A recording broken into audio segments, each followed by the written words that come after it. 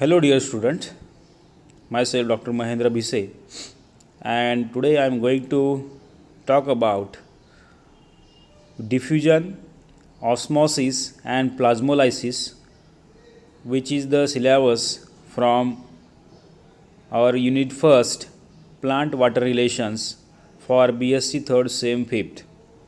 So this is our third continuation lecture, and in this lecture we will discuss about what is the diffusion, what is the osmosis and plasmolysis. Friends, these are the phenomenons or mechanisms or physical mechanisms which are governed by the water and water relation. So as our topic is plant water relation, plant आणि वॉटरमध्ये काय relation आहे किंवा plant आणि वॉटरमध्ये जे काही relations आहेत त्या रिलेशनमुळे वेगळ्या प्रकारचे mechanism, physiological mechanisms, physiological activities प्लांटमध्ये घडत असतात आणि त्या प्लांटच्या ग्रोथसाठी, डेव्हलपमेंटसाठी महत्त्वाच्या असतात. हे आपल्याला या चॅप्टरमध्ये शिकायला मिळतं. त्यापैकीच ही पहिली ॲक्टिव्हिटी आहे किंवा first mechanism. This is we called as the diffusion. So diffusion म्हणजे काय? तर diffusion is the moment of molecules in the form of gases or liquid or solutes from their higher concentration to a region of lower concentration until the even distribution or equilibrium will make throughout the available space. This is called as diffusion. Friends, simply diffusion means the movement of molecules. See, the molecules are in the form of maybe in the gases, or they may be in the liquid form, or these molecules may be in the form of solutes. So they are moved from their higher concentration to the lower concentration region. So from one region to another region up till the or until the they makes even distribution, or you can say equilibrium. ठीक आहे. मराठीमध्ये सांगायचं म्हटलं तर अशा प्रकारची काही molecules gases फॉर्ममधले असतील किंवा लिक्विड फॉर्ममधले असतील किंवा सॉलिड फॉर्ममध्ये असतील, ते मॉलिक्युल्स त्याच्या हायर कॉन्सन्ट्रेशन एरियाकडून, बरोबर, एका हायर कॉन्सन्ट्रेशन एरियाकडून लो कॉन्सन्ट्रेशन एरियाकडे त्याची जी काही मोमेंट होणार आहे त्या मोमेंटला म्हणायचं डिफ्युजन. आणि ही मोमेंट जी आहे ती कुठपर्यंत होईल? जोपर्यंत एक समान किंवा एकसारखं त्या ठिकाणी कॉन्सन्ट्रेशन तयार होणार नाही तोपर्यंत आपल्याला ही मोमेंट पाहायला मिळते आणि याला म्हणतो आपण डिफ्युजन. साधं सोपं मेकॅनिझम आहे बघा. आपल्याला इतर ठिकाणीसुद्धा आपल्याला हे मेकॅनिझम पाहायला मिळतं. जसं की फॉर एक्झाम्पल आपल्याला समोर काही उदाहरणं पण पाहायची. एक साधं उदाहरण घ्या की आपण आपल्या घरामध्ये, देव्हाऱ्यामध्ये म्हणा किंवा इतर अशा प्रार्थनीय स्थळी अगरबत्ती पेटवतो, बरोबर. अगरबत्ती लावतो. अगरबत्ती लावल्यानंतर त्या अगरबत्तीचा जो काही सुवास आहे, जो काही सुगंध आहे, तो नंतर एकसारखा अगदी पूर्ण रूममध्ये म्हणा, पूर्ण हॉलमध्ये किंवा त्या घरभर पसरलेला आपल्याला पाहायला मिळतो. अगरबत्ती मात्र कुठे असते? एका कोपऱ्याला असते, पण त्याचा स्मेल मात्र तुम्ही त्याच्या चहूबाजूनं त्याला स्मेल आपल्याला त्याचा आलेला पाहायला मिळतो. कसं होतं हे? तर अगरबत्तीमधून जो काही स्मेल म्हणा किंवा जो काही गॅसेस स्वरूपामध्ये जे काही मॉलिक्युल्स त्यातनं बाहेर पडणार आहेत, फ्रॅग्रन्स मॉलिक्यूल, ते नंतर एकसारखे पसरलेले आपल्याला पाहायला मिळतात. That is we called the diffusion. अगरबत्ती ज्या ठिकाणी पेटवली त्या ठिकाणी त्याचं कॉन्सन्ट्रेशन जे आहे ते जास्त आहे आणि इतर ठिकाणी मात्र कमी आहे. सो जास्त कॉन्सन्ट्रेशनकडनं कमी कॉन्सन्ट्रेशनच्या दिशेनं जे काही त्या गॅसेस मॉलिक्युलचं ट्रान्सफर किंवा मोमेंट होणार आहे त्याला म्हणणार आपण डिफ्युजन. सॉरी. मग इन द प्लांट, मग प्लांटमध्ये किंवा प्लांटमध्ये जे काही वॉटर आहे या वॉटरचं सुद्धा जास्त कॉन्सन्ट्रेशन ज्या ठिकाणी आहे त्या जास्त कॉन्सन्ट्रेशनकडून लो कॉन्सन्ट्रेशनकडे याची मूवमेंट झाली आपल्याला पाहायला मिळते. साहजिक आहे बघा. कोणत्याही एखाद्या ठिकाणी जसं की पाणी आहे, ते पाणी जे आहे ते एखाद्या कागदाचा तुकडा घेतला तुम्ही आणि तो कागदाचा तुकडा जरी तुम्ही बुडवला एका टोकाला, तर तो त्या हायर कॉन्सन्ट्रेशनकडनं लोअर कॉन्सन्ट्रेशन जे आहे, जो ड्राय भाग आहे त्या ड्राय भागाकडे ते आपल्याला ॲटोमॅटिकली मूव्ह झालेलं पाहायला मिळतं. So this is the concept of diffusion, and in this concept the particles they are move along a concentration gradient. So there is no energy is utilized. बघा आता हे जे काही मोमेंट होण्यासाठी शक्यतो कोणत्याही प्रकारची एनर्जी जी आहे ती युटिलाइज केली जात नाही. And as per the second law of thermodynamics, as per the second law of thermodynamics, the molecular movement which is takes place from the region of higher free energy to the lower energy or lower ones. So there is none of the use of any kind of energy, but it is concentration gradient. So the molecules or particles are always move from their higher concentration to the lower concentration to make the equilibrium. So this is the concept. So in this, the particles which are moved until the distribution of particle is even throughout.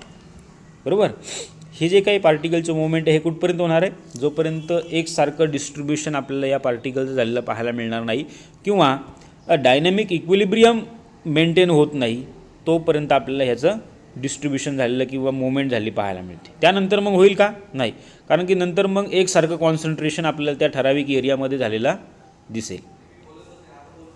So this is the diffusion.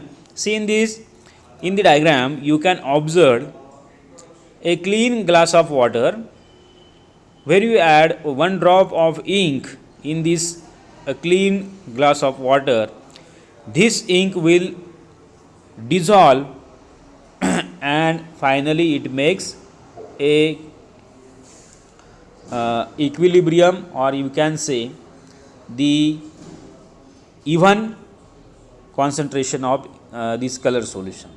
म्हणजे याच्यामध्ये बघा आता ह्या pure water किंवा pure वॉटरचा जो काही glass आहे याच्यामध्ये जर का आपण एक इंकचा डार्क इंकचा एक जर का ड्रॉप ॲड केला आणि तो नंतर हळूहळू जर का मिक्स केला किंवा तो नंतर ॲटोमॅटिकली थोडासा मिक्स होतोच, त्याला कोणत्याही प्रकारचं हे करण्याची गरज नाही, त्याला डिझॉल्व करण्याची सुद्धा कधी बऱ्याच वेळेला गरज नसते. So it will gradually dissolve, right. See in the figure it will gradually dissolve and finally आपल्याला क्लिअर एकसारखं कलर्ड सोल्युशन आपल्याला झालेलं पाहायला मिळतं. म्हणजे तो जो ड्रॉप आहे, इंकचा जो ड्रॉप आहे लिक्विड फॉर्ममधला, त्या लिक्विड फॉर्ममध्ये असणारे जे काही मॉलिक्युल्स असतील, लिक्विड मॉलिक्युल्स असतील किंवा मग काही सॉलिड मॉलिक्युल्स असतील, ते एकसारखे त्या पाण्यामध्ये आपल्याला डिस्ट्रीब्यूट झालेले आपल्याला पाहायला मिळतील. So that is we call the diffusion. ही जी काही कॉन्सेप्ट याला म्हणणार आपण डिफ्युजन. हे झालं लिक्विड मॉलिक्युल्समध्ये. दुसरं जे आहे ते फ्रॅग्रन्स. मग अशी मी तुम्हाला म्हटलं गॅसेस फॉर्ममध्ये ज्यावेळेला बघा, आता इथं जसं या खालच्या फिगरमध्ये आपल्याला दिसते की या मुलीच्या हातामध्ये सेंटची बॉटल आहे आणि मग त्यातनं जो काही सेंट बाहेर पडणार आहे वेफर्सच्या स्वरूपात, गॅसेसच्या स्वरूपात, तो सेंट मात्र मग त्याच्या हायर कॉन्सन्ट्रेशनकडनं लो कॉन्सन्ट्रेशनकडे आपल्याला पसरलेला पाहायला मिळतो आणि एक प्लीजंट स्मेल जो आहे तो सगळीकडे आपल्याला पाहायला मिळेल. So this is the diffusion. या प्रकारचं डिफ्युजन आपल्याला आणखीन इतर बाकीच्या काही वेगळ्या प्रकारच्या गोष्टींमध्ये सुद्धा पाहायला मिळेल. जसं की इथे या समोरच्या फिगरमध्ये बघा, एक टॅबलेट जी आहे ही टॅबलेट किंवा sugar tablet it will gradually dissolve in glass of water. Okay.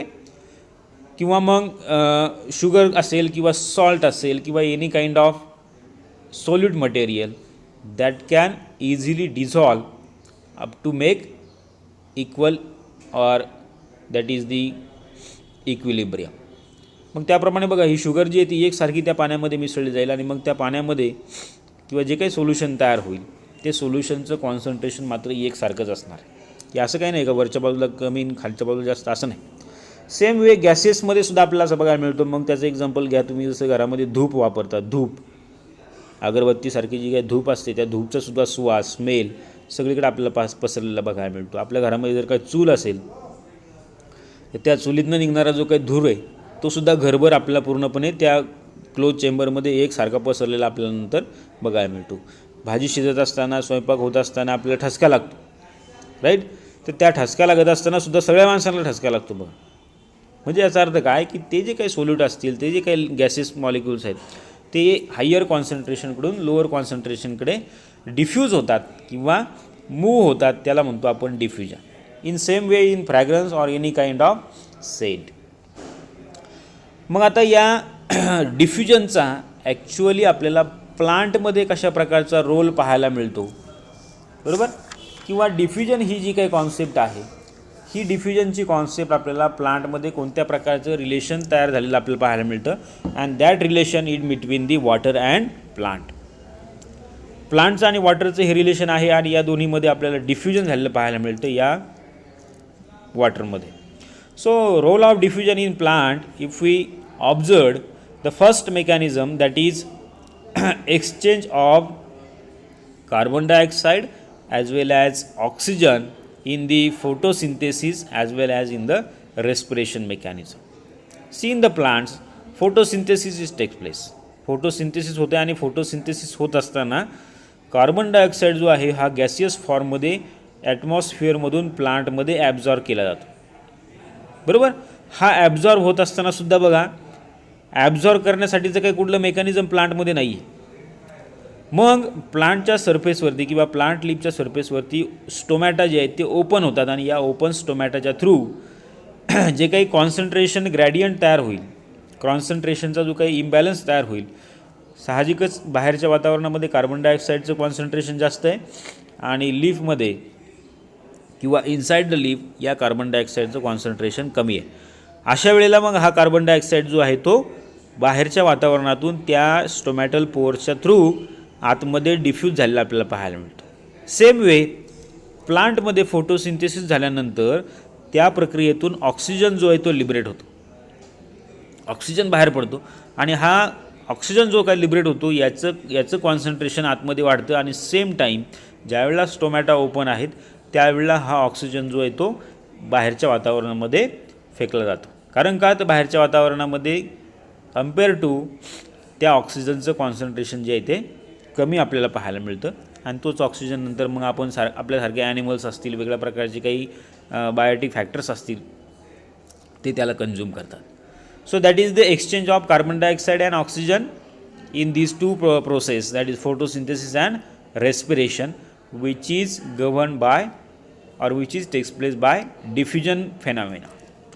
नंतर दुसरा रोल आपल्याला पाहायला मिळेल या डिफ्युजनचा प्लांटमध्ये, तो आहे बघा वॉटर ॲब्सॉर्प्शन करण्यासाठी.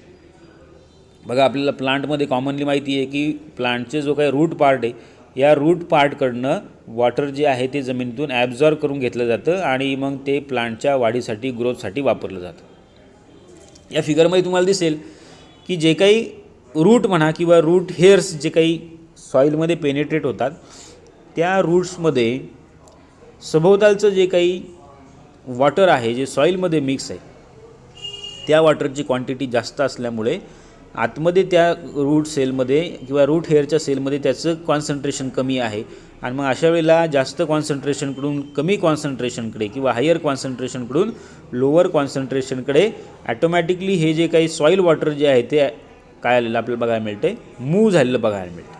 मग ते मॉलिक्युल्स मूव्ह होत असतील आणि मग ते सेल टू सेल काय होतात, ट्रान्सफर झालेले आपल्याला पाहायला मिळतात. They will reach up to the xylem and they will finally conducted by this xylem. So this phenomena. मग या वॉटरसोबतच इतर बाकीचे जे काही मिनरल्स असतील, बरोबर, मिनरल्स जे आहेत मग जसं की वेगळ्या प्रकारचे फर्टिलायझर्स असतील किंवा वेगळ्या प्रकारचे मॉलिक्युल्स, इलेमेंट जे आहेत as a minerals, they will also dissolve with this water and they will automatically absorb inside the plant and they are essential for the growth of the plant. So त्या डिफ्युजनमुळे पाणीच नाही तर त्या पाण्यासोबत हे वेगळ्या प्रकारचे मिनरल्स असतील, सॉल्ट असतील, वेगळ्या प्रकारचे फर्टिलायझर्स असतील, हे मॉलिक्युलच्या स्वरूपामध्ये ॲब्झॉर्ब केलेले आपल्याला पाहायला मिळते. आणि नंतरची एक पुढची कॉन्सेप्ट आहे दॅट इज द ट्रान्सपिरेशन. पहा, ट्रान्सपिरेशन म्हणजे काय की that is the loss of water vapours from the aerial part of the plant in the environment, that is called as transpiration. मग प्लांटच्या लीफवरती जे काही स्टोमॅटल पोअर्स आहेत या ओपन स्टोमॅटल पोअर्समधून ज्यावेळेला ऑक्सिजन बाहेर पडत असतो, कार्बन डायऑक्साईड आतमध्ये घेतला जातो, त्याच वेळेला बाहेरच्या वातावरणामध्ये जे काही वॉटर वेपर्स म्हणा किंवा गॅसेस स्वरूपामध्ये जे काही वॉटर आहे त्याचं कॉन्सन्ट्रेशनमध्ये फ्लक्च्युएशन आपल्याला पाहायला मिळतं आणि लीफच्या आतमध्ये जे काही वॉटर पर्सेंटेज जास्त आहे त्यामुळे आतलं जे काही वॉटर आहे ते गॅसेस स्वरूपामध्ये लॉस्ट होतं आणि ते बाहेर फेकलं जातं, बरोबर. So that is the loss of water vapors in the form of gases, or loss of water in the form of gases. Through this stomata it is called as transpiration, and this mechanism is also by the diffusion. Okay. Then next is osmosis. But before this, the various salt as well as fertilizers are also absorbed by inside the plant by the diffusion. त्याचबरोबर sale to sale movement होते बघा.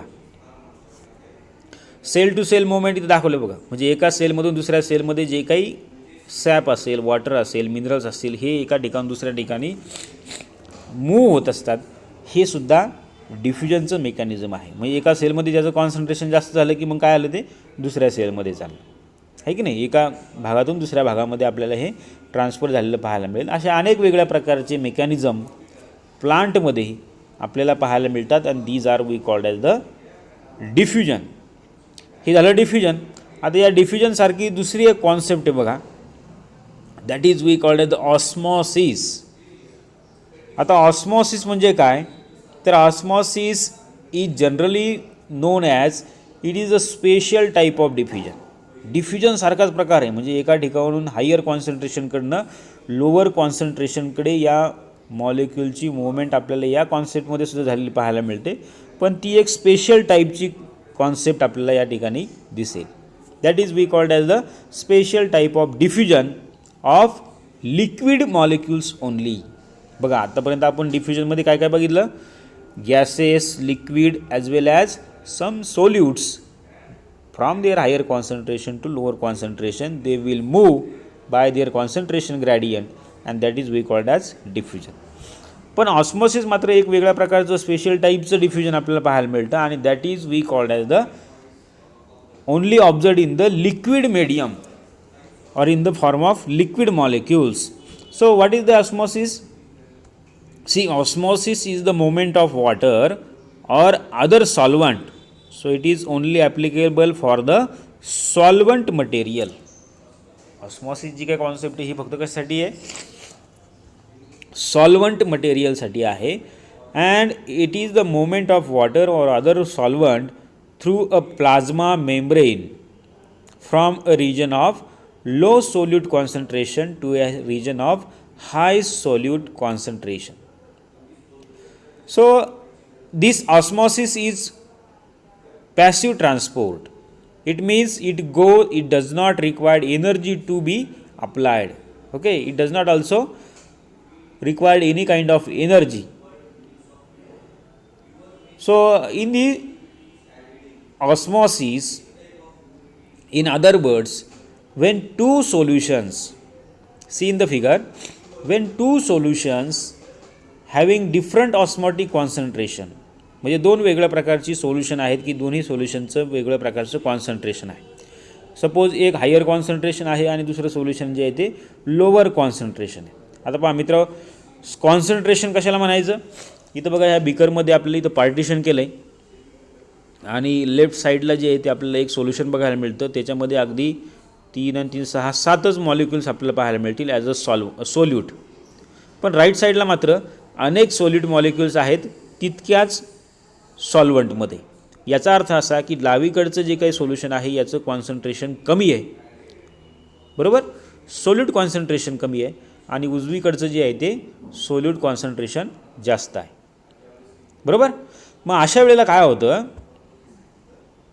असे दोन वेगळ्या प्रकारचे solutions तयार होतात, आणि मग ही दोन वेगळ्या प्रकारची सोल्युशन जी आहेत when they are separated by semi permeable membrane. हे रेड कलरचं जे आहे ते काय, सेमी परमिएबल मेम्ब्रेन आहे. आता सेमी परमिएबल मेम्ब्रेन म्हणजे काय, तर अशा प्रकारचं डिवायडेशन की ज्या मेम्ब्रेनच्या थ्रू फक्त सिलेक्टेड पार्टिकल्स किंवा सिलेक्टेड मॉलिक्युल्सच फक्त काय होतात, ट्रान्सफर होतात, मूव्ह करू शकतात. ते फक्त त्या मॉलिक्युल्सला किंवा त्या प्रकारच्या ठराविक मॉलिक्युल्सलाच फक्त अलो करतं त्याच्या थ्रू ट्रान्सफर करण्यासाठी. मग अशा प्रकारचे दोन वेगळ्या प्रकारचे सोल्युशन आपण घेतले, एक हायर कॉन्सन्ट्रेशनचं एक लोअर कॉन्सन्ट्रेशनचं, आणि त्याला आपण सेमी परमिएबल मेम्ब्रेनने काय केलं, सेपरेट आऊट केलं. अशा वेळेला मग आपल्याला थोड्या वेळाने काय कालांतराने ॲटोमॅटिकली प्रोसेस झाली पाहायला मिळते की जे काही सोल्युशन जे लो सोल्यूट कॉन्सन्ट्रेशन होतं त्या लो सोल्यूट कॉन्सन्ट्रेशनमधलं जे काही वॉटर ॲज अ सॉल्वंट आहे ते वॉटर मात्र त्या सेमी परमिएबल मेम्ब्रेनमधून हायर सोल्यूट कॉन्सन्ट्रेशनच्या दिशेनं गेलेलं आपल्याला पाहायला मिळेल. मग सेकंड फिगरमध्ये बघा, ज्या ठिकाणी सोल्यूट म्हणजे जे काही लहान लहानसे पार्टिकल्स आपल्याला दिसतात त्याचं प्रमाण ज्या ठिकाणी जास्त आहे, ज्या कॉन्सन्ट्रेशनमध्ये जास्त आहे, त्या बाजूला मात्र वॉटर जे आहे ते डिफ्यूज झालेलं आपल्याला पाहायला मिळेल. म्हणजे कसं की जे काही सॉल्वंट मटेरियल जे आहे म्हणजे वॉटर ॲज अ सॉल्वंट आहे इथं, तर ते सॉल्वंट त्याचं डावीकडे कॉन्सन्ट्रेशन जास्त आहे, उजवीकडे कमी आहे. सोल्यूटचा जर विचार केला तर डावीकडे कमी, उजवीकडे जास्त आहे, उलटं आहे पहा. मग अशा वेळेला वॉटर जे आहे सॉल्वंट जो मटेरियल आहे हा सॉल्वंट मटेरियल एकसारखं इक्विलिब्रियम मेंटेन करण्याचा प्रयत्न आपल्याला याच्या थ्रू झालेला पहा. ओके, तर याच्यामध्ये या ऑस्मॉसिस फेनॉमिनॉनमध्ये आपल्याला पाहायला मिळतं की ॲक्च्युअली सॉल्वंट जे आहे त्याच्या हायर कॉन्सन्ट्रेशनकडनं लोअर कॉन्सन्ट्रेशनकडे त्याची मूवमेंट झाली through the semi permeable membrane. Or in other words, in this the movement of water or movement of solvent from the region of low solute concentration to the region of higher solute concentration. आता इथं solute शब्द महत्त्वाचा लक्षात घ्या. सोल्यूटचं concentration आणि सॉल्वंटचं concentration. Solvent म्हणून काय आहे, वॉटर आहे, आणि सोल्यूट म्हणून समजा से फॉर एक्झाम्पल इथं शुगर आहेत, शुगर मॉलिक्युल्स आहेत. मग ज्या ठिकाणी लो सोल्यूट कॉन्सन्ट्रेशन आहे म्हणजे साखरेचं जे काही सोल्युशन आहे ज्या ठिकाणी कमी आहे त्या कमी सोल्युशनमधून जास्त कॉन्सन्ट्रेशन असलेल्या सोल्यूट कॉन्सन्ट्रेशनकडे सॉल्वंट मटेरियल म्हणजे वॉटर जे आहे ते मूव्ह झालेलं आपल्याला पाहायला मिळतं through the semi permeable membrane. आता सेमी परमिएबल मेम्ब्रेन काय करतं, फक्त त्या वॉटर मॉलिक्युल्सला किंवा सॉल्वंटलाच फक्त अलो करतं त्याच्या थ्रू पास होण्यासाठी. शुगर मॉलिक्युलला ते पास होऊ देणार नाही. So that is we called as the semi-permeable membrane, and this is the speciality of the semi-permeable membrane. So in this, water moves from the region of higher diffusion pressure to the region of low diffusion pressure. डिफ्युजनचा जर काही संबंध लावला आपण, ज्या ठिकाणी diffusion pressure जास्त आहे त्या डिफ्युजन प्रेशरकडनं लो डिफ्युजन प्रेशरकडे आपल्याला हे वॉटर जे आहे ते मूव्ह झालेलं पाहायला मिळतं. So therefore the solution is separated by the semi-permeable membrane from its pure solvent, and molecules of solvent move from pure solvent towards other solutions. So this is the phenomena, and in this you can observe the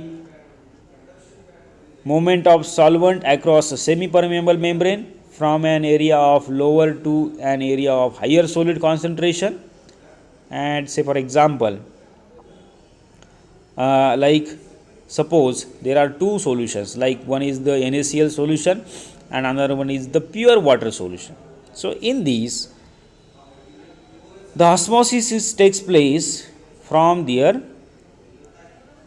high water concentration to the low water concentration.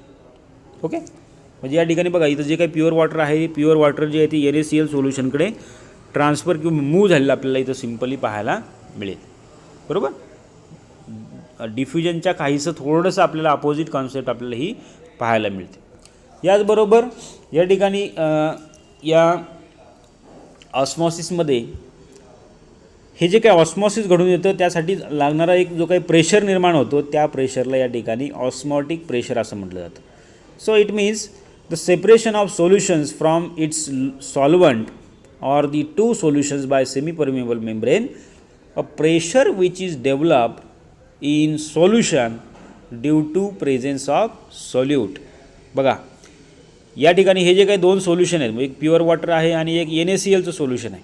साहजिकच NaClचं जे काही solute आहे ह्या सोल्यूटमुळे त्या सोल्युशनवरती एक प्रकारचा pressure निर्माण झालेला असतो, ॲब्झॉर्ब करतं ते.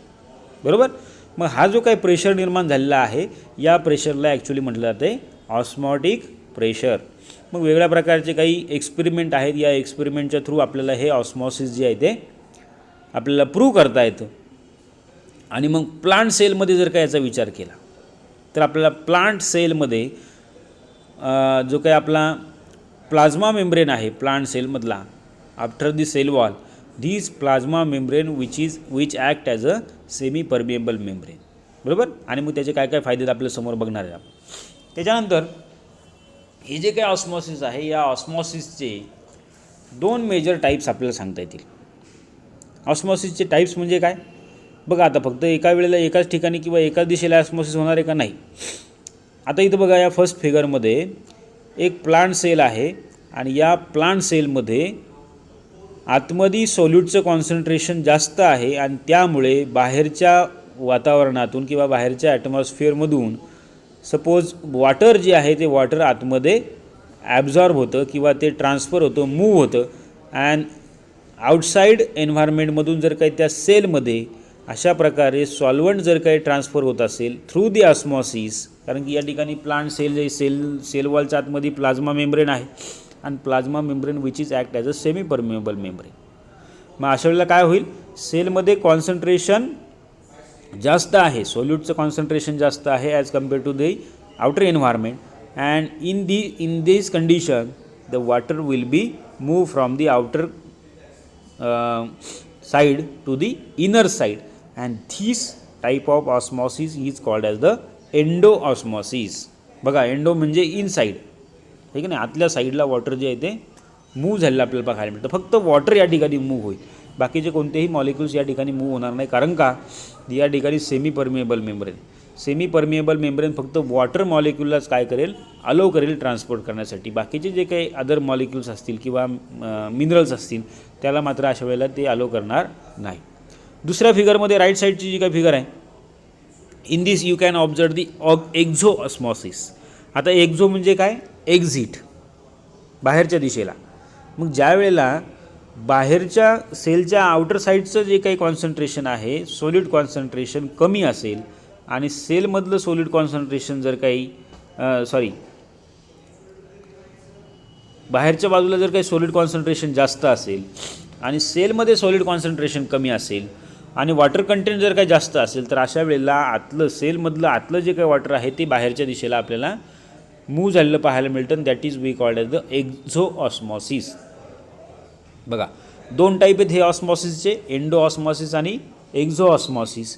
खाली आपण एक्झाम्पल घेतले, या एक्झाम्पलमधून आपल्याला क्लिअरली लक्षात येईल की एक्झो ऑस्मॉसिस म्हणजे काय आणि एंडो ऑस्मॉसिस म्हणजे काय. काय करायचं आहे आपल्याला याच्यामध्ये प्रयोग, एक्सपेरिमेंट असा करायचा आहे की जे काही रेजिन्स आहेत, रेजिन्स म्हणजे जसं आपण ज्याला म्हणतो बेदाणे म्हणा किंवा ड्राय केलेले जे काही ग्रेप्स असतात बघा, बरोबर, अंगूर.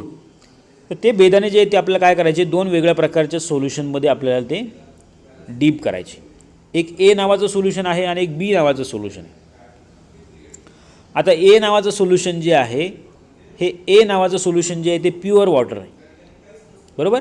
आणि बी नावाचं जे सोल्युशन आहे ते सॉल्टी सोल्युशन आहे, सॉल्टी वॉटर आहे. म्हणजे याचा अर्थ काय होणार आहे, त्यामध्ये सोल्यूटचं कॉन्सन्ट्रेशन जास्त असणार आहे त्या सोल्युशनमध्ये. आता अशा दोन्ही सोल्युशनमध्ये आपण 5-5 म्हणा, 10-10 म्हणा, एकसारखे जे बेदाणे आहेत ते त्याच्यामध्ये भिजण्यासाठी म्हणा किंवा त्याच्यामध्ये आपल्याला ठेवायचे. एक 5-10 मिनटाच्या कालावधीमध्ये आपल्याला अशी रिॲक्शन झाली पाहायला मिळेल की जे काही रेझिन्स आपण प्युअर वॉटरमध्ये ठेवले होते, प्युअर वॉटरमध्ये प्युअर केले होते, ते रेझिन्स त्या ठिकाणी स्वेल झालेले आपल्याला पाहायला मिळते, बरोबर. स्वेल झाले म्हणजे काय आलं, त्या बेदाण्याने बाहेरचं वॉटर जे आहे ते काय केलं, ॲब्झॉर्ब करून घेतलं, बरोबर. त्या बेदाण्यानं त्याच्या सराउंडिंग मीडियममधलं वॉटर ॲब्झॉर्ब करून घेतलं आणि ते स्वतः स्वेल झाले, फुगलेले आपल्याला पाहायला मिळते. बघा इकडे या वाटीमध्ये दिसतात आपल्याला. काय झालं, तर that is we called the endo osmosis, की बेदाण्यामध्ये आतमध्ये ज्या काही सेल्स असतील त्यामध्ये सॉलिड कॉन्सन्ट्रेशन जास्त आहे, बाहेर सॉलिड कॉन्सन्ट्रेशन कमी आहे, पण वॉटरचं पर्सेंटेज मात्र जास्त आहे, सॉल्वंट जास्त आहे. तो सॉल्वंट या ठिकाणी काय होईल, एंडो ऑस्मॉसिसच्या थ्रू आतमध्ये मूव्ह होईल आणि त्यामुळे आपल्याला हे जे काही रेजिन्स आहेत हे स्वेल झालेलं आपल्याला पाहायला मिळतं. दुसऱ्या कंडिशनमध्ये मात्र आउटर साईडचं जे काही सोल्युशन आहे हे याचं कॉन्सन्ट्रेशन जास्त आहे, बरोबर. कॉन्सन्ट्रेशन जास्त आहे. मग अशा वेळेला या वेळेला बेदाण्यामधलंच उलटं वॉटर जे आहे किंवा जे काही सॉल्वंट असेल ते काय केलं जाईल, त्या सोल्युशनमध्ये उलटं बाहेरच्या दिशेला आउटर साईडला ॲब्झॉर्ब केलं जाईल आणि that is we called as the exosmosis. आणि याचा परिणाम असा होईल की ते जे काही बेदाणे आहेत ते श्रिंक झालेले आणखीन आपल्याला पाहायला मिळतील. जेवढे होते त्यापेक्षा आणखीन काय आले, श्रिंक झाले. बरोबर. So that is the example. अशाच प्रकारचे एक्झाम्पल आपल्याला इतर काही ठिकाणी सुद्धा बघायला मिळतील. जसं की फॉर एक्झाम्पल बघा, तुम्ही लोणचं घालता, लोणचं बघितलं असेल तर त्या आंब्याच्या ज्या काही फोडी असतात त्या आंब्याच्या फोडी ज्यावेळेला खारामध्ये घातल्या जातात त्यावेळेला अशा श्रिंक होतात. दुसरं कॉमन एक्झाम्पल घ्या, कांदा घ्या. तुम्ही समजा कांदा असा पीसमध्ये किंवा कांदा जो आहे गोल त्याच्या एका बाजूने थोडंसं त्याला असे कट मारा आणि तो कट केलेला कांदा अर्धाच कट करायचा आणि तो अशा प्रकारे प्युअर वॉटरमध्ये आणि काही सॉल्ट सोल्युशनमध्ये ठेवायचा. प्युअर वॉटरमध्ये तुम्ही ठेवला तर तो असा फुललेला तुम्हाला बघायला मिळेल, टर्जिड होईल, फुगेल, स्वेल होईल. आणि जे काही सॉल्ट सोल्युशन असेल किंवा शुगर सोल्युशन असेल, कोणते कॉन्सन्ट्रेटेड सोल्युशन, त्यामध्ये मात्र तो श्रिंक झालेला आपल्याला पाहायला मिळतो. बरोबर. किंवा आणखी दुसरं एक उदाहरण घ्या, चमकोरा आहे बघा, तुमच्या आजूबाजूला चमकोरा असेल, ॲरम प्लांट, ते चमकोरा प्लांटचे जे काही पेटिवल्स आहेत त्या पेटिवलचे साधारणतः 3-3 सेंटीमीटरचे पीसेस करायचे आणि त्या पीसेसला दोन्ही टोकाला असं काय करायच्या, ब्लेडनं चिरा घ्यायच्या. थोड्याशा 1/2 सेंटीमीटर इतक्या चिरा घ्यायच्या, 4 चिरा, आणि ते कट घेतल्यानंतर असे 2-2 पीस जे आहेत ते अशा पुन्हा 2 वेगळ्या प्रकारच्या सोल्युशनमध्ये डीप करून ठेवायचे. नंतर तुम्हाला असं बघायला मिळेल की एक जे काय आहे ते स्वेल झालेलं बघायला मिळेल आणि एक बाजू जी आहे ती जे काही सॉल्टी सोल्युशन आहे त्यामध्ये मात्र ते श्रिंक झालेलं पाहायला मिळतं. So it means cell will get shrink and cell will get swollen due to the endosmosis and exosmosis. अशा 2 टर्म आहेत. ओके. आता यानंतर आपल्याला पुन्हा मगासारखं बघायचं आहे की मग या ऑस्मॉसिसचा प्लांटमध्ये एक्झॅक्ट रोल काय. बरोबर. मग पुन्हा इथे या ठिकाणी आपल्याला पाहायला मिळतं की जे काही वॉटर आहे आणि प्लांट मटेरियल आहे किंवा प्लांट सेल आहे याच्यामध्ये आपल्याला एक रिलेशन बघायला मिळतं आणि that is due to osmosis. मग ऑस्मॉसिस या फेनॉमिनॉनमुळे वेगळ्या प्रकारच्या काही प्रोसेसेस झालेल्या आपल्याला पाहायला मिळतील. त्यापैकी पहिला रोल आहे बघा, जसा की plant roots they absorb large quantity of water from the soil by the process of osmosis. See in the figure. प्लांटचे जे काही रूट आहेत, प्रत्येक प्लांटला रूट आहेत, त्या प्रत्येक प्लांटचे रूट काय करतात, सॉईलमधनं जे काही वॉटर आहे मग ते सॉईलमध्ये मिक्स झालेलं असतं, सॉईलमध्ये त्या वॉटरचे मॉलिक्युल्स आहेत ॲक्च्युली. मग असं वॉटर जे आहे ते त्या रूटच्या ठिकाणी काय केलं जातं, ॲब्झॉर्ब करून घेतलं जातं आणि ॲब्झॉर्ब होत असताना आपल्याला ऑस्मॉसिस ही जी काही प्रक्रिया आहे ही या ठिकाणी काम करताना दिसते. कसं होईल, प्लांट रूटच्या जे काही सेल आहेत त्या रूट सेलमधलं कॉन्सन्ट्रेशन आणि आउटर सॉईल जी आहे त्या सॉईलमधलं कॉन्सन्ट्रेशन याच्यामध्ये आपल्याला तफावत बघायला मिळते. आणि मग अशा वेळेला जसं डिफ्युजन होईल त्याचप्रमाणे वॉटर जे आहे ते as osmosis that will be automatically absorb. म्हणजे काय होईल, प्लांटच्या सेलमध्ये त्याचं सोल्यूटचं कॉन्सन्ट्रेशन जास्त आहे आणि बाहेर कमी आहे. मग अशा वेळेला वॉटर जे आहे ते ॲटोमॅटिकली आतमध्ये सेलमध्ये किंवा वॉटरच्या त्या रूट सेलमध्ये ॲब्झॉर्ब होतं आणि अशा प्रकारे वॉटरचे मॉलिक्युल्स ॲब्झॉर्ब केले जातात आणि ते जे आहे ते अपलिफ्ट केलं जातं. So root hairs they simply absorb water as well as nutrients from the soil. So this is the first role of the osmosis in the plant. So simply these water will be automatically pull or as well as push inside the root and conducting tissue. Now next is second is the cell to cell movement. प्लांटच्या ज्या काही sale आहेत, plant बॉडीमध्ये ज्या काही sale आहेत या प्रत्येक एका सेलमधून दुसऱ्या सेलमध्ये जी काही सेल टू सेल मूवमेंट होत असते, वॉटरची असेल किंवा इतर काही मॉलिक्युल्सची असेल, इतर सबस्टन्सेस असतील, ही जी काही मूवमेंट आहे ही ऑस्मॉसिसच्या थ्रूच झालेली आपल्याला पाहायला मिळते. तुम्हाला मगाशी सांगितलं मी की प्लांट सेलमध्ये काय आपल्याला याप्रमाणे प्लाझ्मा मेम्ब्रेन पाहायला मिळतो आणि plasma membrane it will act as a semi permeable membrane. So this semi permeable membrane it will अलो दी वॉटर मूवमेंट. मग समजा आता एखाद्या सेलमध्ये वॉटरचं कंटेंट अगदी कमी झालं, बरोबर, ते काय करणार आहे, शेजारच्या सेलमधलं जे काय वॉटर आहे ते ॲब्झॉर्ब केलं जाईल इकडच्या सेलमध्ये, मग पुन्हा या सेलमधून तिसऱ्या सेलमध्ये, तिसऱ्या सेलमधून चौथ्या सेलमध्ये, असं सेल टू सेल एका सेलमधून दुसऱ्या सेलमध्ये असं कंटिन्युअस वॉटरची जी आहे ती ट्रान्सफर झालेली आपल्याला पाहायला मिळेल. वॉटर मॉलिक्यूल जे आहे ते ट्रान्सफर होतात आणि अशाच पद्धतीने मॉलिक्यूल वाईज वॉटर जे आहे ते सॉईलमधून ॲब्झॉर्ब करून प्लांटला प्रोव्हाइड केलं जातं. बरोबर. ते नंतरचा विषय आहे आपल्या नंतर आणखीन एक रोल तो. पण या रोलमध्ये बघा movement of water between the plant cell. So if the adjacent cell they have different water potential, then water will move between them by osmosis and down the water potential gradient. Water potential gradient त्या ठिकाणी तयार झालेला आपल्याला पाहायला मिळतो आणि त्यामुळं equilibrium maintain करण्यासाठी किंवा मग ज्याप्रमाणे आवश्यकता आहे त्या प्रकारे वॉटरचं जे आहे ते एक्झो ऑस्मॉसिस एंडो ऑस्मॉसिस झालेलं आपल्याला या ठिकाणी दिसतं. तो हा सेकंड रोल आहे. त्यानंतर तिसरा रोल जर बघितला आपण किंवा या ठिकाणी सुद्धा बघा तीच कॉन्सेप्ट दाखवली या स्लाइडमध्ये सुद्धा की what is the osmosis in plant cell. आता पहा या ठिकाणी amount of water transported into the cell equal to the amount of water transported out from the cell. ज्याप्रमाणे शेजारच्या सेलमधून वॉटर ॲब्झॉर्ब केलं जातं तितक्याच प्रमाणामध्ये ते दुसऱ्या सेलमध्ये किंवा पुढच्या ॲडजस्टंट सेलमध्ये ट्रान्सफरसुद्धा केले जाते, बरोबर. आणि मग अशा प्रकारे आपल्याला ह्या तीन फेनॉमिनॉन आपल्याला पुन्हा या ठिकाणी प्लांट सेलमध्ये बघायला मिळतं. आता तीन प्रकारचे फेनॉमिनॉन काय आहेत बघा इथं. That is we called the isotonic solution, second is the hypotonic solution and third is the hypertonic solution. बघा मित्रांनो तीन प्रकारचे सोल्युशन आहेत.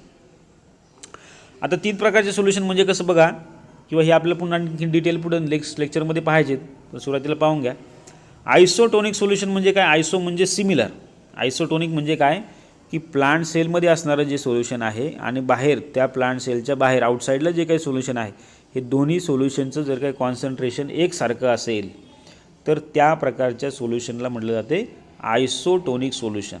आणि अशा कंडिशनला आपल्याला प्लांट सेल जी आहे ती नॉर्मल कंडिशनमध्ये पाहायला मिळेल, बरोबर. दुसरी कॉन्सेप्ट बघा middle figure, that is we called the hypotonic solution. आता हायपोटोनिक सोल्युशन म्हणजे काय की सेलमध्ये सोल्यूटचं कॉन्सन्ट्रेशन जास्त आहे आणि सेलच्या बाहेर सोल्यूटचे कॉन्सन्ट्रेशन कमी आहे. मग अशा वेळेला बाहेरच्या वातावरणातून त्या सेलमध्ये वॉटर जे आहे ते ऑस्मॉसिसच्या थ्रू ट्रान्सपोर्ट झालेलं आपल्याला बघायला मिळतं, मूव्ह झालेलं बघायला मिळतं आणि पर्यायानं आपल्याला ती सेल जी आहे ती स्वेल झालेली पाहायला मिळेल, टर्जिड झालेली पाहायला मिळेल. So cell become turgid due to this hypotonic solution. आता ही हायपोटोनिक सोल्युशन कन्सेप्ट कधी आपल्याला मांडता येईल ज्यावेळेला असे दोन वेगळ्या कॉन्सन्ट्रेशनचे सोल्युशन असतील त्यावेळेला. मग कसं तर आतलं सोल्युशन जे आहे ते हायर कॉन्सन्ट्रेशन आहे आणि बाहेरचं सोल्युशन जे आहे ते लोअर कॉन्सन्ट्रेशन सोल्यूट आहे, त्यावेळेला आपल्याला हे हायपोटोनिक सोल्युशन असल्याचं आपल्याला सांगता येतं. दुसऱ्या कंडिशनमध्ये असं आहे की सेलमध्ये सोल्यूट कॉन्सन्ट्रेशन जे आहे ते कमी आहे आणि सेलच्या बाहेर सोल्यूटचं कॉन्सन्ट्रेशन जास्त आहे. मग अशा वेळेला काय होईल एक्झो ऑस्मॉसिस होईल. आतलं वॉटर जे आहे सेलमधलं जे काही वॉटर मॉलिक्युल्स आहेत ते उलटं बाहेरच्या साईडला जातील आणि पर्यायानं ती सेल जी आहे ती आतमध्ये त्याचं सेल मटेरियल जे आहे ते काय होईल श्रिंक होईल, सुकलेलं आपल्याला बघायला मिळेल आणि अशा कंडिशनला आपण म्हणतो हायपरटोनिक सोल्युशन. ओके. तर अशा दोन कॉन्सेप्ट आहेत actually. Main concept there are two main concept, hypotonic solution and hypertonic solution. And when both the solutions are equal concentration, these solutions are called as the isotonic solution. आणि अशा प्रकारचे phenomenon आपल्याला plant सेलमध्ये पाहायला मिळतात. नंतर पुढचा role जर बघितला आपण ऑस्मॉसिसचा प्लांट सेलमध्ये तर तो रोल आहे that is the opening and closing of stomata. Okay. Opening and closing of stomata जे प्लांटमध्ये आपल्याला पाहायला मिळतं. तुम्हाला माहिती आहे स्टोमॅटा म्हणजे काय. दॅट इज दी स्मॉल पोर which is present on the leaf epidermis. आणि मग या स्टोमॅटल पोर्सच्या थ्रू कार्बन डायऑक्साईड किंवा ऑक्सिजन असेल किंवा वॉटर वेपर्स जे आहेत त्याचं एक्सचेंज झालेलं आपल्याला पाहायला मिळतं, बरोबर. पण हे स्टोमॅटा जे आहेत ते बघा ते काही वेळेला ओपन असतात, काही वेळेला बंद होतात. मग याचं ओपनिंग होणं किंवा बंद होणं, क्लोजिंग आणि ओपनिंग जे काय मेकॅनिझम आहे हे मेकॅनिझम आपल्याला या ऑस्मॉसिसवरतीच आधारित असलेलं आपल्याला पाहायला मिळतं. मग या फिगरमध्ये बघा फर्स्ट फिगरमध्ये ज्या वेळेला एंडो ऑस्मॉसिस होईल. आता या ठिकाणी बघा या किडनी शेप ज्या काय दिसतात या स्टोमॅटाच्या गार्ड सेल आहेत. या गार्ड सेलमध्ये ज्या वेळेला एंडो ऑस्मॉसिस होईल म्हणजे बाहेरचं वॉटर जे आहे ते आतमध्ये येईल शेजारच्या सेलचं, त्यावेळेला ह्या सेल जे आहेत त्या टर्जिड होतील, फुगतील आणि त्यावेळेला स्टोमॅटा जे आहे ते ओपन झालेलं आपल्याला पाहायला मिळतं, बरोबर. आणि सेम वे दुसऱ्या फिगरमध्ये बघा, ह्याच गार्ड सेलमधलं वॉटर जे आहे ते बाहेरच्या सेलमध्ये जाईल, दॅट इज एक्झोऑस्मॉसिस. त्यावेळेला मात्र ते स्टोमॅटल गार्ड सेल जे आहेत त्या क्लोज झालेल्या आपल्याला पाहायला मिळतील. सेंटरचा जो काही पोर आहे तो त्या ठिकाणी क्लोज झालेला आपल्याला दिसतो. That is we called the stomata will get close in the exosmosis and in endosmosis stomata will get open. So opening आणि क्लोजिंग करण्याचं मेकॅनिझम हे ऑस्मॉसिसवरती डिपेंडंट आहे. नंतर पुढचा रोल जर बघितला आपण तर प्लांटमध्ये बघा, जे काही शेप आणि साईज जी काही प्लांटच्या ऑर्गनची जी काही टिकून आहे, म्हणजे जसं की समजा फ्रेश प्लांट लीफ जर आपल्याला पाहायचे असतील तर ते फ्रेश प्लांट लीफ कधी असतील, जे टर्जिड असतील त्यावेळेला, म्हणजे त्याच्या सेल टर्जिड असतील त्यावेळेला आपल्याला फ्रेश प्लांटचे लीव्स बघायला मिळतात. म्हणजे याचा अर्थ काय की ज्यावेळेला एंडोऑस्मॉसिस होईल त्यावेळेला प्रत्येक सेल जी आहे ती टर्जिड होईल आणि अशी सेल टू सेल टर्जिड राहिल्यानंतर मग आपल्याला हे लीफ जे आहेत ते असे फ्रेश झालेले पाहायला मिळेल. आणि मग ज्यावेळेला ह्या प्लांटमधलं वॉटर कंटेंट कमी होईल त्यावेळेला मात्र आपल्याला अशी अपोजिट कंडिशन तयार झालेली बघायला मिळेल. That is we called the flaccid condition. Shrink झालेलं पाहायला मिळेल, सुकतात, पानं सुकतात, प्लांटचा जो काही पार्ट आहे, फ्लावर असतील, बाकी सगळे सुकलेले कोमजलेले आपल्याला बघायला मिळतील. आणि त्याच वेळेला जर का आपण त्याला पुन्हा पाणी दिलं तर पुन्हा ते काय होतं, ताजं तवानं झालेलं आपल्याला पाहायला मिळतं. So these are the two concept. That is to maintain the shape and size of the organ of plant it required turgidity and this turgidity is governed by the osmosis. पुन्हा एक्झोऑस्मॉसिस होईल, एंडोऑस्मॉसिस होईल आणि याप्रमाणे टर्जिड आणि फ्लॅसिड condition तयार झालेल्या आपल्याला दिसतात. तो त्याप्रमाणे बघा सेकंड फिगरमध्ये दिलं आहे, turgid cell from a leaf with enough water and these flaccid cells they from a leaf with none of the water. Water loss झालं त्या सेलमधलं की सेल श्रिंक होईल आणि ॲटोमॅटिकली प्लांटचा ऑर्गन जो आहे तो सुकलेला आपल्याला पाहायला मिळतो. त्यानंतर नेक्स्ट जर काय आपण एक रोल बघितला तर तो आहे osmosis which help to germinate the seed. Okay, सीडचं जे काही जर्मिनेशन आहे त्या जर्मिनेशनच्या दरम्यान बघा इथे फिगरमध्ये बघा, एखादं सीड असेल ते सॉईलमध्ये आपण पेरल्यानंतर सॉईलमधलं वॉटर जे आहे ते ॲब्झॉर्व करून घेतं, स्वेल होतं आणि मग त्यातला जो काही अंकुर म्हणा किंवा जे काही प्ल्युमिल आहे किंवा रॅडिकल आहे तो बाहेर आपल्याला बघायला मिळतो. तो सॉईलसुद्धा अपलिफ्ट करतो. अशी ती इतकी त्याच्यामध्ये ती ताकद आलेली आपल्याला पाहायला मिळते. कारण का तर त्याच्यामध्ये ती मोठ्या प्रमाणामध्ये टर्जिडिटी आलेली असते, त्या सेलमध्ये टर्जिडिटी असते आणि त्या टर्जिडिटीमुळे these young seedlings they will get turgid to come out from the soil during the germination. याप्रमाणे जर्मिनेशन होतं आणि सॉईलमधून मग त्याचे जे काही कोंब आहेत ते स्प्राउटेड झालेले आपल्याला किंवा ते कोंब बाहेर पडलेले आपल्याला पाहायला मिळतील किंवा रूट जे आहे ते रूट त्या जमिनीमध्ये डीपली खाली गेलेलं आपल्याला दिसेल. तर हे जे काय मेकॅनिझम आहे that is the germination, it is also govern by the osmosis, आहे की नाही. त्यानंतर नेक्स्ट आहे बघा ऑस्मॉटिक ॲडजस्टमेंट किंवा मग याला म्हणता येईल मगाशी सांगितल्याप्रमाणे वॉटर जे आहे ते वॉटर त्या प्लांटमध्ये ॲब्झॉर्ब होतं, सेल टर्जिड होतात आणि आपल्याला त्याप्रमाणे ताजंतवानं किंवा फ्रेश कंडिशनमध्ये प्लांट पाहायला मिळेल. आणि त्याच्या अपोजिटला ज्या वेळेला सेल श्रिंक होतील किंवा एक्झोऑस्मॉसिस होईल त्यावेळेला मात्र आपल्याला ते प्लांट जे आहे ते सुकलेलं बघायला मिळतं. याचं एक आणखीन एक उदाहरण लक्षात घ्या. समजा आपल्या शेतामध्ये एक पीक आहे आणि त्या पिकाला आपण पाणी दिलं तर ते पीक जे आहे ते ताजंतवानं दिसतं. आणि दुसऱ्या कंडिशनमध्ये आपण काय केलं, त्या पिकाला जास्त प्रमाणामध्ये खतं दिली, केमिकल फर्टिलायझर्स मोठमोठ्या प्रमाणामध्ये त्या प्लांटच्या आजूबाजूला ओतले आपण आणि त्याला पाणीच दिलं नाही. अशा वेळेला काय होते, ॲटोमॅटिकली ती प्लांट जे आहे ते आपल्याला अशी सुकलेली बघायला मिळतील. काय होईल तर त्या प्लांटच्या आजूबाजूचं वातावरण जे आहे ते काय होईल, हायपरटोनिक होईल, म्हणजे जास्त सॉलिडचं कॉन्सन्ट्रेशन होईल, जास्त खतांचं प्रमाण होईल आणि उलटं मग ते काय करतील, प्लांटच्या मुळांमधलं म्हणा रूटमधलंच पाणी काय करतील उलटं बाहेर सॉईलमध्ये ॲब्झॉर्व करून घेतील, मूव्ह होईल आणि अशा वेळेला प्लांट जे आहे ते डेड झालेलं आपल्याला पाहायला मिळतं. बघा साधा फेनॉमेनॉन आहे, जास्त खतं जरी झाली तरीसुद्धा आपल्याला प्लांटवरती असा विपरीत परिणाम झालेला दिसतो. तर असे वेगवेगळ्या प्रकारचे हे काही फेनॉमेनॉन किंवा रोल या ऑस्मॉसिसचे प्लांटमध्ये आपल्याला झालेले पाहायला मिळतात. यासोबतच टर्जिड मुवमेंट जी आहे, टर्गर प्रेशर किंवा turgor movement in plant they determine by the osmosis, बरोबर. म्हणजे प्रत्येक प्लांटचा जो काही पार्ट जो आहे तो ताजातवाना कडक राहण्याचं कारण काय, तर that is we called the turgidity. तर असे वेगळ्या प्रकारचे फिनॉमिनॉन किंवा वेगळ्या प्रकारच्या जे काही मेकॅनिझम आहेत हे या ऑस्मॉसिसवरती डिपेंडंट आहेत.